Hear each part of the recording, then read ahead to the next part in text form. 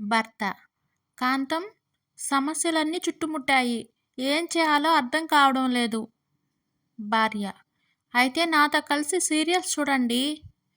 భర్త: వాటిలో పరిష్కారం చూపిస్తారా? భార్య: లేదు, వాటిలో ఉన్న సమస్యల కన్నా మీవి చాలా చిన్నవిగా కనిపిస్తాయి. సుబ్బన్న: ఏరా చందు, దొంగతనానికి వచ్చి కుక్కను చూసి ఆగిపోయావ్? చందు: ఏం లేదు సుబ్బన్న, అది మరుగుతూ వస్తుంది, కరుస్తుందేమోనని. సుబ్బన్న: మొరిగే కుక్క కరవదు అని మన దొంగల బడిలో చదువుకున్నాం కదా. చందు: మనం చదువుకున్నాం సరే, అది చదివిందో లేదో తెలియదు కదా. పట్నం నుంచి పల్లెకు వచ్చిన ఆఫీసర్: ఏమయ్యా, మీ ఊర్లో దోమల్ని ఏమని పిలుస్తారు? గుమస్తా: అంత ధైర్యం మాకు ఎక్కడిది సార్, అసలు వాటిని పిలవకపోయినా అవే వచ్చి కుట్టిపోతాయి.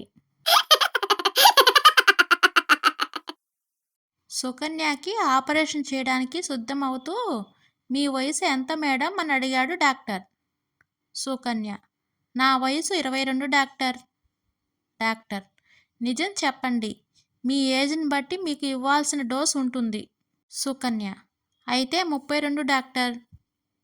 డాక్టర్: మరోసారి ఆలోచించుకోండి, తేడా జరిగితే మీ ప్రాణం పోవచ్చు.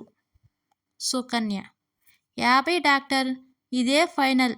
చివరికి నేను చనిపోయినా సరే, అంతకంటే ఒక్క ఏడాదైనా పెంచేది లేదు.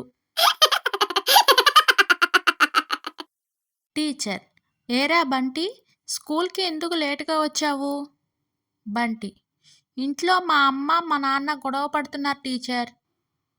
టీచర్: వాళ్ళు గొడవ పడుతుంటే నీకేమైంది? బంటి: నా స్కూల్ షూ చెరో ఒకటి వాళ్ళ చేతిలోనే ఉండిపోయింది టీచర్. ఇద్దరు మందుబాబులు బార్లో ఇలా మాట్లాడుకుంటున్నారు. మొదటి వ్యక్తి: ఎందుకు బ్రో, రోజు మీరు ఇంతలా తాగుతున్నారు? రెండో వ్యక్తి: ఏం చెప్పమంటారు బ్రో, మా పక్క వీధిలోనే మా అత్తగారిల్లు. రోజు ఉదయం మా ఆవిడ గొడవ పెట్టుకుని పుట్టింటికి వెళ్ళిపోతుంది. మొదటి వ్యక్తి: మరి మీరెందుకు తాగుతున్నారు బ్రో?